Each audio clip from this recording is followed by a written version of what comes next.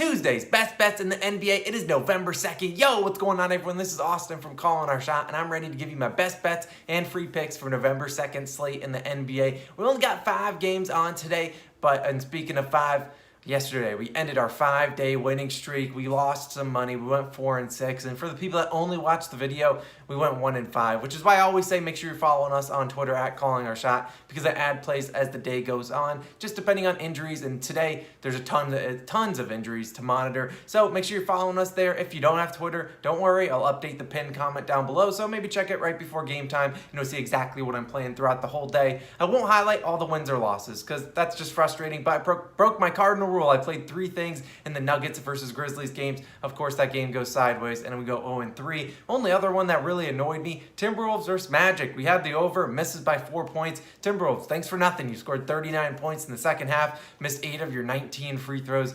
You can't win them all, and if you had Timberwolves spread, yeah, you got wrong. But also, subscribe to the channel if you guys are new. We're closing in on 12,000 subscribers. Appreciate all your guys' support. Click that like button too, and shout out to AJ Davis. Now, he gave this pick in the comments. Yeah, it didn't cash, but that's because it's Evan Fournier, and we don't bet on Evan Fournier on this channel, but it is AJ's birthday, I believe. So shout out to him for being a loyal subscriber, always commenting, for being a COS All-Star too. What a legend. Now let's get this show started. And like I said, it'll be a shorter one than normal. We only have 5 games on today, and that includes teams like the Lakers, the Heat, the Bucks, the Suns, the Pelicans. That makes up at least 4 of the games, and all those teams have injuries concerns, whether it's LeBron, Brandon Ingram, Bam Adebayo, Giannis, Chris Middleton's already out, Drew Holiday, DeAndre Ayton. You get the point. We don't want to force a lot of bets, but I did find some things I think have value.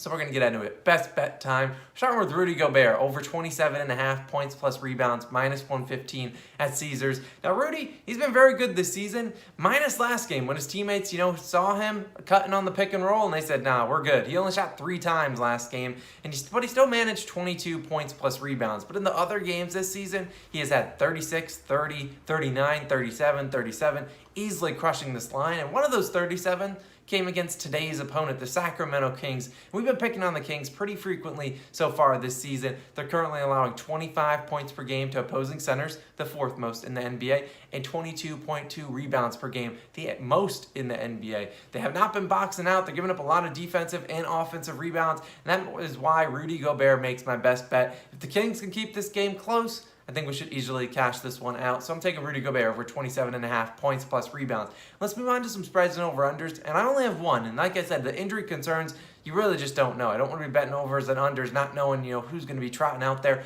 But I do like the Bucks, minus 4.5 at the Pistons, minus 110 on DraftKings. Now, this is the ultimate disrespect line to the Pistons. The Bucks are missing Chris Middleton, Brook Lopez, Drew Holiday still. Half their other players are game-time decisions or questionable today. Yet they still find themselves as favorites. And the Pistons are basically completely healthy. Sadiq Bey does have an injury status, but I do think he will play today. And I do think Giannis will play today, as he does have prop lines, which we might talk about later. But they still find themselves as 4.5 to 5-point underdogs at home. And I'm going to take the Bucks solely because I think their 3-point shooting and that bench can really step up and outscore this Pistons team. The Pistons, sorry Pistons fans, close your ears. I don't think you're all that good. And Cade Cunningham did not look good in his initial game, and I don't even know if he's playing today because they've been injury managing him. There's not a whole lot of analysis you can do. One team has Giannis, one team doesn't, and sometimes that's all it takes. The Bucks, take this with a grain of salt. The Bucks have beaten the Pistons 10 straight times, covered this in 9 of 10. But it's not really much you can say. Obviously, a lot of injuries. But I do think players on the Bucks bench, like Bobby Portis finally playing, Jordan Nwora, George Hill is now starting. I think all those guys can really give the Bucks an advantage in this matchup. And so I'll take them minus 4.5, not asking for a lot. The only other pick I did consider over-under-wise was the Jazz Kings over-under, but I don't want to take it solely because I have 2 props in that game. Now, you might be thinking, Austin, you only said 1 prop. You took Rudy Gobert. What's your other one? Well, let's take it right into some player props. De'Aaron Fox, I'm taking his under 33.5 PRAs, minus 110. So I know you're like, you just said you like the over, but now you're taking the under for De'Aaron Fox. It kind of goes against each other. But De'Aaron Fox so far this season, he's put up the following PRA numbers: 26, 35, 30, 28, 20, and 40. So he's hit this over in just 2 of 6 matchups, or 2 of 6 games this season, cashing it in 4 of 6. And both of those came in good matchups for teams like the Blazers and the Pelicans. But today, gets a very tough matchup against the Utah Jazz, who the Jazz are allowing currently the third fewest points per game, second fewest rebounds per game, and the fewest assists per game to opposing point guards. And that showed as Fox only had 20 PRAs in their matchup earlier this season. In his career, Fox has hit this number in just 3 of 10 career matchups versus the Jazz. And I even took out 2 matchups where he didn't play a lot of minutes, where he played like 20 and then 15 minutes. So really it should be 3 of 12, but I'll take 3 of 10. Only 30% of the time he has cashed the over. 7 out of 10 he's cashed the under, and that includes going under in 2 of his last 3 games. So I'm going to take the under in PRAs today. The Kings obviously have a lot of different people that like to shoot the ball, whether that's Buddy Hield firing it up off the bench, Harrison Barnes, or even guys like Tyrese Halliburton, and so on and so forth. So we'll take the under, 33.5 PRAs. Moving on to another one, it's kind of a value play. Grayson Allen, under 1.5 assists, plus 122. This is a value play. We're only doing a half unit because it's a really low number, and he could easily hit this pretty quickly. But Allen, so far this season, has 10 assists in 7 games. So he's averaging 1.4 assists per game, right around this line. The tricky part is 6 of those 10 assists came in one game, their opening night matchup versus the Brooklyn Nets. Since then, he has less than 1 assist in 6 straight games. And the biggest part, he's not necessarily passing it all that much. And that's not necessarily saying he doesn't like to pass. It's just because that's not his role in this offense. It's more of you're catching it and you better be shooting it. But so far this season, he's averaging just 3 potential assists over those last 6 games. So he's going to need to get 2 assists on those 3 assist opportunities.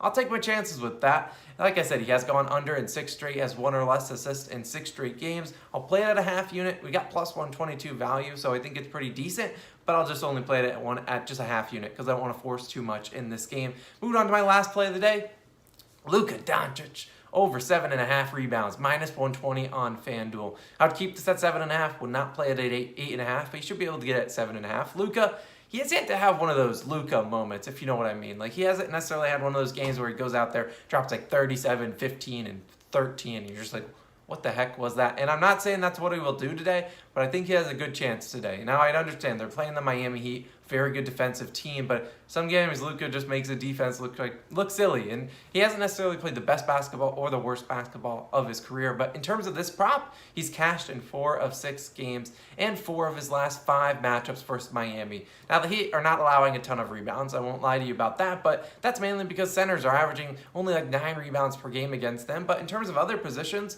they've allowed 7 rebounds per game to opposing point guards. That's 10th most in the league. And Luka is not your average point guard. Now, whether Kristaps plays or not really doesn't matter. He gets about 2 rebounds per game. So I think you look at Luka. He's not necessarily. If you want to take his PRA line, go for it. But I really just isolate it to rebounds over 7.5. Like I said, he's cashed that in 4 of 6 games. That includes a game where they lost by 30, which has potential today, but. Still, he lost by 30 in another game. He just didn't play all too well against the Spurs. But I could see Luka getting around 10 rebounds today. Wouldn't surprise me too much. He is the man, the myth, the legend. He's Luka Doncic. This is what he does. He could get a triple-double. Would not surprise me at all. So that's all we're going to do. Like I said, a great slate today. I won't even do a calling my shot because, like I said, there's a lot of injuries out there. And I don't want to be saying, hey, take this guy. I like Kevin Porter's overs and PRAs, but I'm not going to take it because I don't trust Kevin Porter Jr. that much.